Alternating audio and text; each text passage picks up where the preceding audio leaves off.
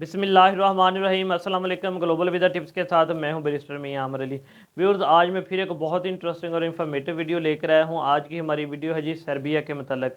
आपने सर्बिया का वीज़ा किस तरह से अप्लाई करना है, उसके लिए कौन से डॉक्यूमेंट चाहिए, एम्बेसी में कैसे आपने जाना है और उसकी वीज़ा फ़ीस कितनी है।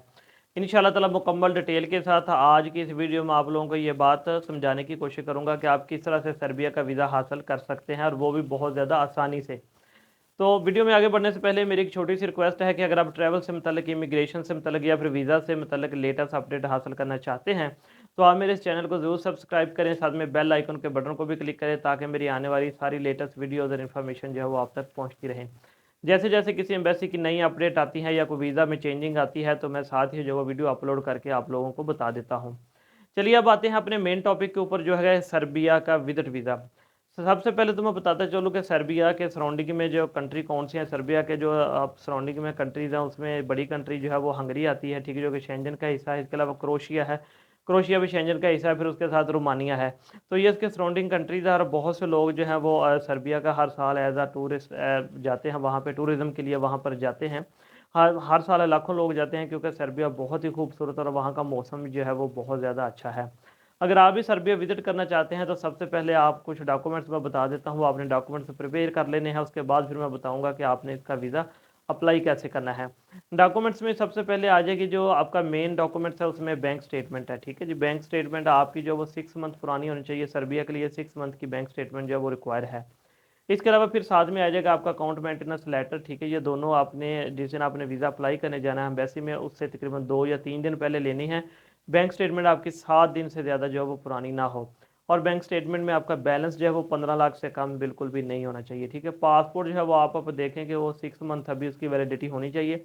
अगर आपका पहले का पासपोर्ट बना हुआ है तो उसकी एक्सपायरी चेक करें, क्योंकि कम से कम 6 माह उसको चाहिए। जब आपने कोई भी विजिट वीज़ा जो है वो अप्लाई करना है, तो उसका दौरानिया 6 माह होना चाहिए, ठीक है। मतलब 6 माह रहते हैं एक्सपायर होने में। साथ में आ जाएगा आपका जी आईडी कार्ड, ठीक है जी। बैंक स्टेटमेंट हो गया, पासपोर्ट हो गया, आईडी कार्ड हो गया। इसके बाद फिर आ जाएगी आपकी टैक्स रिटर्न, ठीक है, जो कि 2 से 3 साल के लिए हो।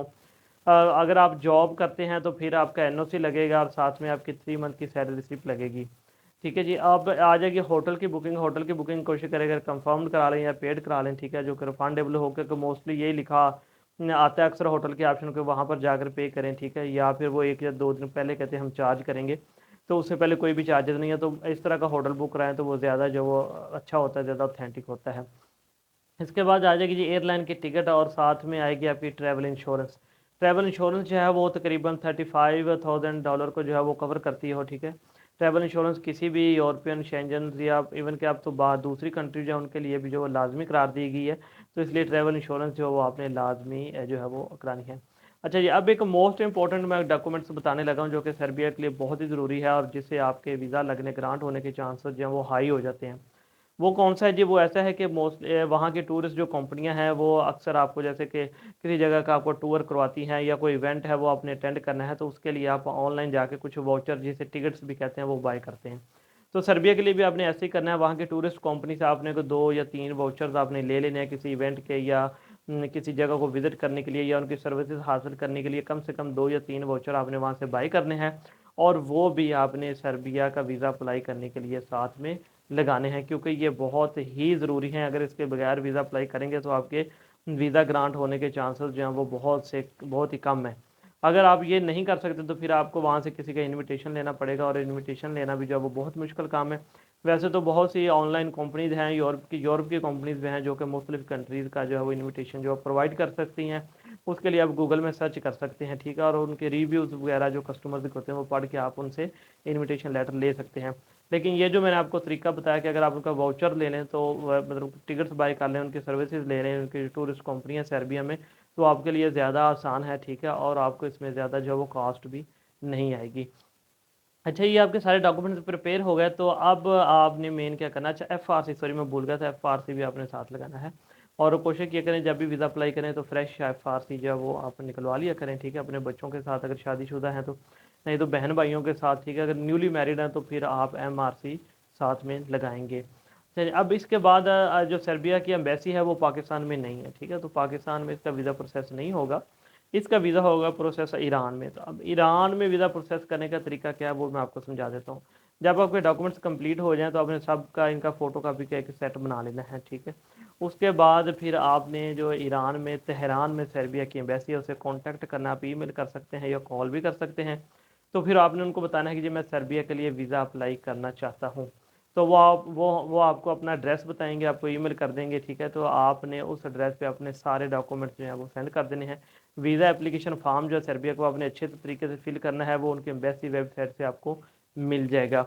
और वीज़ा एप्लीकेशन में आपने कोई भी गलत चीज़ नहीं लिखनी, आई मीन कोई भी फेक डाटा आपने नहीं लिखना, जो कि आपका करेक्ट 100% डाटा है वही आपने उनको देना है।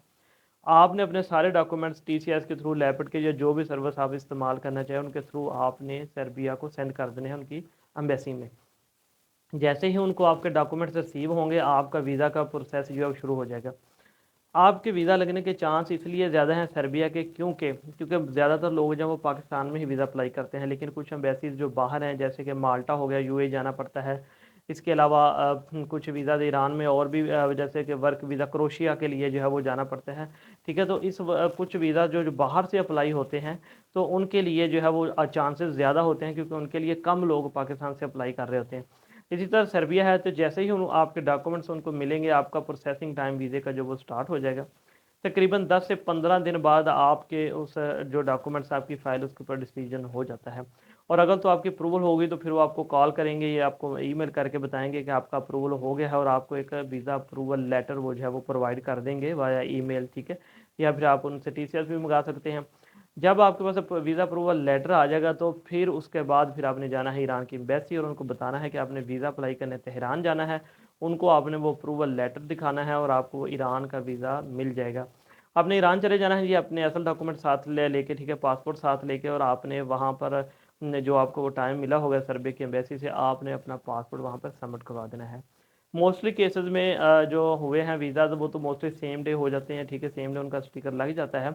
लेकिन कुछ के 2 या 3 दिन, मैक्सिमम 3 वर्किंग डेज भी लग जाते हैं, और 3 दिन में आपका स्टिकर लग जाता है और उसके बाद फिर आप वापस आएंगे और सर्बिया के लिए ट्रैवल कर देंगे। जहाँ तक रही वीज़ा फ़ीस की बात सर्बिया की, तो आप सुन के हैरान होंगे कि सर्बिया की वीज़ा फ़ीस सिर्फ $2 जी, बिल्कुल $2 फ़ीस है उनकी। इससे ज़्यादा कुछ भी नहीं है, ठीक है। सिर्फ $2 फ़ीस आपका इस पे खर्चा आएगा, मतलब ईरान आने जाने का, ठीक है। इसके अलावा आपकी जो है ट्रैवल इंश्योरेंस है उसके ऊपर, और वीज़ा फ़ीस है सिर्फ $2। तो ये उसकी फ़ीस है जी। ये मुकम्मल तरीक़ाकार था कि आपने सर्बिया का वीज़ा किस तरह से अप्लाई करना है। मैं उम्मीद करता हूँ मेरी आज की ये वीडियो आपको पसंद आई होगी। इस इन्फॉर्मेशन को आपने अपने दोस्तों के साथ ज़रूर शेयर करना है। इंशाल्लाह ताला फिर एक नई वीडियो के साथ कल मैं आपकी खिदमत में हाज़िर हूँगा। मुझे आपने अपनी दुआ में याद रखना है। अल्लाह हाफ़िज़।